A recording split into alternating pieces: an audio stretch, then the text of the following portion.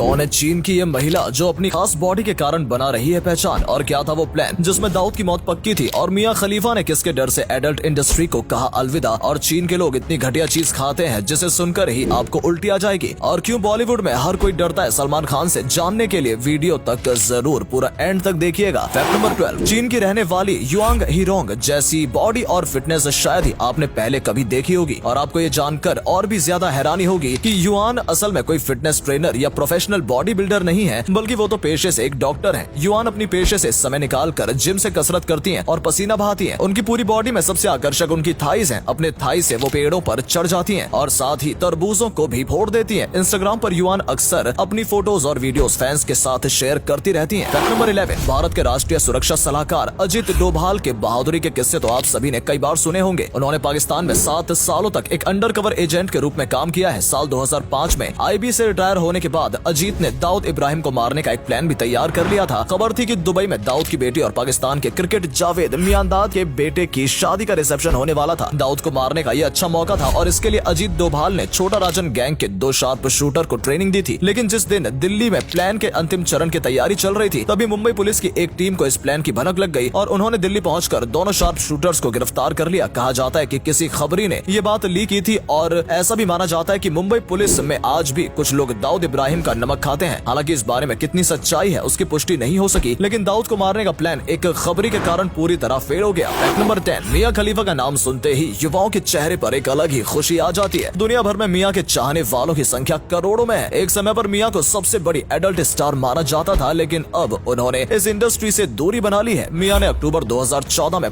Film industry की दुनिया में कदम रखा था और बहुत कम समय में ही अपनी एक अलग पहचान बना ली थी। लेकिन कुछ साल पहले मियां ने एक वीडियो शूट किया था जिसमें उन्होंने हिजाब पहन रखा था। इस वीडियो के सामने आने के बाद दुनिया भर के कई संगठनों में मियां को जान से मारने की धमकी देना शुरू कर दिया। मियां अपना घर छोड़कर होटल में रहने लगी और धीरे धीरे उन्होंने फिल्म इंडस्ट्री से दूरी बना ली। मियां ने रॉबर्ट नाम के एक शख्स से शादी भी की थी, लेकिन पिछले साल ही उनका तलाक हो गया और वो फिलहाल सिंगल अपनी लाइफ एंजॉय कर रही है। फैक्ट नंबर 9, बॉलीवुड एक्ट्रेसेस को देखते ही युवाओं के मन में तरह तरह के ख्याल पैदा होने लगते हैं। अगर आप भी इन एक्ट्रेसेस के दीवाने हैं तो एक बार पाकिस्तान की अदाकाराओं को भी देख लीजिए, जिनके साथ काम करने के लिए बड़े बड़े बॉलीवुड स्टार्स और यहाँ तक कि सलमान खान भी उत्सुक रहते हैं। इस लिस्ट में पहला नाम माहिरा खान है, जो शाहरुख खान के साथ फिल्म रईस में नजर आई थी। माहिरा की खूबसूरती ने लाखों करोड़ों लोगों को उनका फैन बना दिया था। बिग बॉस में नजर आ चुकी वीना मलिक भी खूबसूरती के मामले में बड़ी बड़ी हीरोइनों को टक्कर देती नजर आती है और वो कुछ बॉलीवुड फिल्मों में भी नजर आ चुकी है। इनके अलावा मावरा हुसैन, सारा लॉरेन, मीरा और हुमैमा मालिक का नाम भी पाकिस्तान की सबसे खूबसूरत और हॉट अभिनेत्रियों में गिना जाता है। फैक्ट नंबर 1, 1990 के दशक में अक्षय कुमार का एक अलग ही जलवा हुआ करता था। रेखा, सुष्मिता सेन, रवीना टंडन, पूजा बत्रा और शिल्पा शेट्टी सहित कई एक्ट्रेसेस के साथ उनके अफेयर की खबरें सामने आई थी। कहा जाता है कि अक्षय एक ही समय पर कई लड़कियों को डेट किया करते थे। शिल्पा शेट्टी के साथ तो अक्षय ने सगाई भी कर ली थी, लेकिन शिल्पा ने ये सगाई तोड़ दी। एक इंटरव्यू के दौरान शिल्पा ने बताया था कि उन्होंने अक्षय को रेखा के साथ एक कमरे में पकड़ा था। इसके बाद अक्षय कुमार ट्विंकल खन्ना के नजदीक आए। कुछ समय पहले शिल्पा ने ये भी कहा था कि अक्षय ने सिर्फ उनका इस्तेमाल किया था, तो वहीं अक्षय ने अपनी पर्सनल लाइफ के बारे में कभी खुलकर बात नहीं की। फैक्ट नंबर 7, क्रिकेट के मैदान को अक्सर जंग का मैदान भी कहा जाता है, क्योंकि यहाँ भी 2 टीमों की आपस में भिड़ंत होती है और इतिहास में कुछ ऐसी घटनाएं भी हुई हैं जिसमें खेल के दौरान क्रिकेटर्स की मौत हो गई। सन 1998 में भारतीय क्रिकेटर रमन लांबा की बांग्लादेश में मौत हो गई थी। वो स्लिप में फील्डिंग कर रहे थे कि अचानक बल्लेबाज द्वारा खेली गई गेंद उनके सिर पर आकर लगी और वो गिर पड़े। 3 दिन तक वो कोमा में रहे और उसके बाद उनकी मौत हो गई। पाकिस्तान क्रिकेटर जुल्फिकार भट्टी और अब्दुल अजीज की मौत बल्लेबाजी के दौरान सीने पर बॉल लगने से हुई थी। वहीं साउथ अफ्रीका के बल्लेबाज डैरन ब्रैंडल की मौत भी ऐसे ही हुई थी। इसके अलावा ऑस्ट्रेलियाई क्रिकेट फिलिप ह्यूग्स बल्लेबाजी कर रहे थे और अचानक गेंद उनकी गर्दन पर आकर लगती है। वो बेहोश होकर नीचे गिर जाते हैं और उनकी मौत हो जाती है। ये सभी दिन क्रिकेट के इतिहास में काले दिन माने जाते हैं। फैक्ट नंबर 6, कोरोना वायरस चीन से ही पूरी दुनिया में फैला था और ऐसा हम नहीं बल्कि दुनिया के कई बड़े वैज्ञानिक और रिसर्चर्स कह चुके हैं। कुत्ते, बिल्ली और चमगादड़ खाना तो चीन में काफी आम बात है। इसके अलावा भी चीन में कई ऐसी चीजें खाई जाती हैं जिनके बारे में सोचना भी एक आम इंसान के बस की बात नहीं है। सबसे वाहियात चीज की बात करें तो वो होता है बंदर का दिमाग। इस डिश को चीन के सिर्फ अमीर लोग ही अफोर्ड कर सकते हैं, क्योंकि जब चीन के लोग बंदर का दिमाग खाते हैं तो बंदर जिंदा होता है। टेबल के नीचे पिंजरे में बंदर को डाला जाता है और उसका सिर बाहर निकाल दिया जाता है। अब सिर वाले हिस्से को काट कर लोग बंदर का दिमाग खाते हैं। इसके अलावा पांडा के पूप से बनी कॉफी और चिड़िया के घोंसले से बने सूप जैसी चीजें भी चीन के लोग सेवन करते हैं। Fact number 5,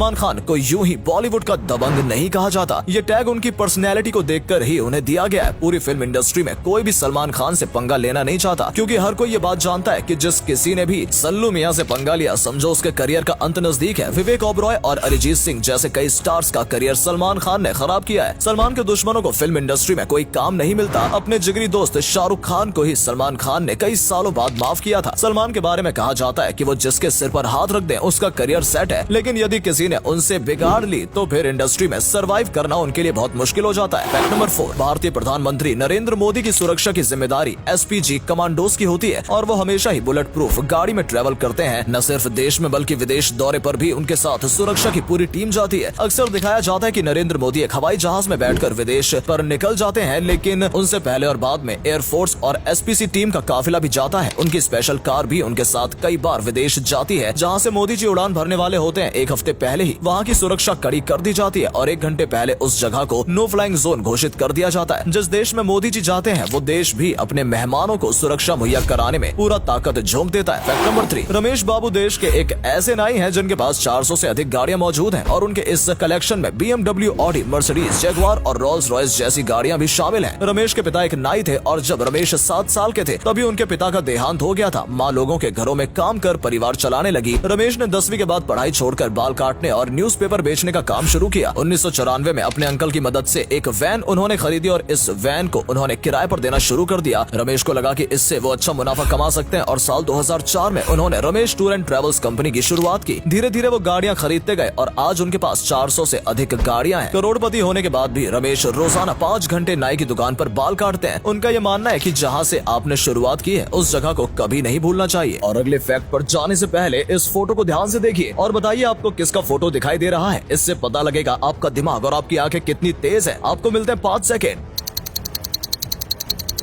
fact number 2, Bollywood के बादशाह शाहरुख खान को किंग खान भी कहा जाता है और उनकी लाइफस्टाइल भी किसी किंग से कम नहीं है। ऐसी कई चीजें हैं जो शाहरुख खान के अलावा और कोई अफोर्ड नहीं कर सकता। शाहरुख की बेशकीमती चीजों में उनकी वैनिटी वैन शामिल है जो अंदर से किसी महल से कम नहीं लगती। उनका घर जिसे मन्नत के नाम से भी जाना जाता है वो भारत के सबसे महंगे घरों में से एक है। उसके अलावा दुबई में भी शाहरुख के पास एक अपना विला है और लंदन में भी लंदन होम नाम का उनका घर है। IPL की टीम कोलकाता नाइट राइडर्स भी शाहरुख खान की कीमती चीजों में से एक है, जिसमें उन्होंने भारी भरकम इन्वेस्टमेंट भी की हुई है। शाहरुख खान अक्सर अपने प्राइवेट जेट से ही ट्रैवल करते हैं और ये जेट भी अंदर से किसी शाही महल से कम नजर नहीं आता। इसके अलावा शाहरुख खान के पास कई महंगी गाड़ियों और बाइक्स का कलेक्शन भी मौजूद है। फैक्ट नंबर 1, दीपक शिखरे। ये नाम शायद आप ना पहचान पाए, लेकिन फिल्म तिरंगा में गेंडा का किरदार तो आपको याद ही होगा। इस कैरेक्टर से दीपक को रातों रात एक अलग पहचान मिल गई थी। दीपक का जन्म एक बेहद ही साधारण परिवार में हुआ था, लेकिन बचपन से ही उन्हें एक्टिंग का काफी शौक था। अपनी पढ़ाई पूरी करने के बाद दीपक ने मराठी नाटकों में काम करना शुरू किया। फिल्मों में उन्हें पहला ब्रेक सन 1990 में आई फिल्म अग्निपथ से मिला था, लेकिन असली पहचान 1993 में आई फिल्म तिरंगा से मिली थी। इसके बाद भी दीपक ने कई और फिल्मों में काम किया और काफी नाम और शोहरत भी हासिल की, लेकिन आज उनका हुलिया पहले के मुकाबले काफी बदल गया है। उम्मीद करते हैं दोस्तों आपको हमारी ये जानकारी पसंद आई होगी। अगर हाँ तो वीडियो को लाइक और शेयर अवश्य करें। आज के लिए इतना ही। आपसे फिर मिलेंगे एक नई वीडियो और ढेर सारी रोचक जानकारियों के साथ। तब तक के लिए धन्यवाद।